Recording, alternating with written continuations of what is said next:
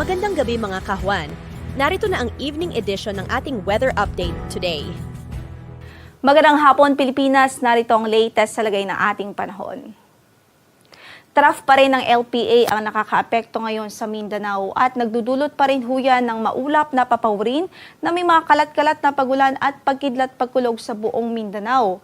Kaya't patuloy din ang ating abiso at paalala sa mga kababayan doon na mag-ingat at maging alerto pa rin sa mga posibilidad ng pagbaha at pagguho ng lupa dahil na rin sa katamtaman hanggang sa kung minsang malakas na pagbuhos ng ulan. Itong LPA ho na nasa labas ng ating PAR huling namataan kanina sa layong 305 kilometers timog huyan ng Zamboanga City. At base sa ating analysis, nananatiling mababa naman ang tsansang mabuo ito bilang isang bagyo. Generally ay westward po ang kanyang movement at inaasahan natin na pwede rin itong mag-dissipate in the next 24 to 36 hours. Gayunpaman patuloy tayong mag-monitor sa mga updates ng pag-asa ukol sa nasabing weather disturbance.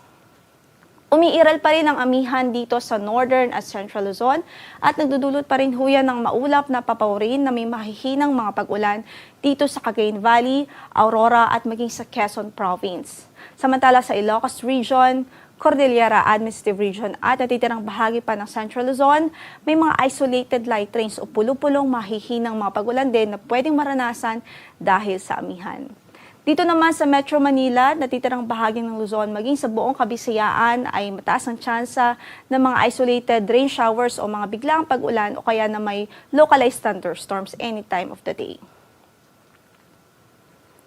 Para naman sa pagtaya ng ating weather bukas, asahan natin likely magpapatuloy ang maulap na papawirin na may mahihinang mga pag-ulan dito sa Cagayan Valley Region, Aurora at maging sa Quezon Province. The rest of Northern Luzon, maging sa natitirang bahagi ng gitnang Luzon, asahan pa rin natin ang pulong-pulong mahihinang mga pag-ulan habang sa Metro Manila at natitirang bahagi ng Luzon, posible pa rin ang mga localized thunderstorms. Sa Visayas naman, magpapatuloy din na iiral ang easterlies. Inaasahan natin bukas dito sa Visayas at maging sa ilang bahagi ng Mindanao. At dito sa Visayas nga, inaasahan natin ang bahagyang maulap hanggang sa maulap na papawirin na may mga pulo-pulong mga pag-ulan at pagkidlat pagkulog.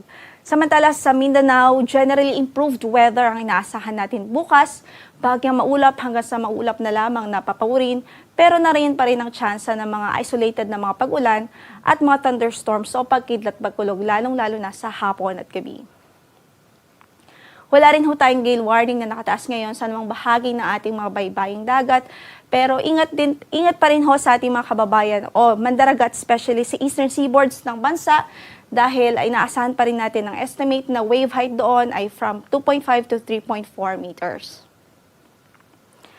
Ang sunset natin sa araw na ito is 5:55 in the afternoon at ang sunrise bukas ay sa ganap na alas 6:24 ng umaga.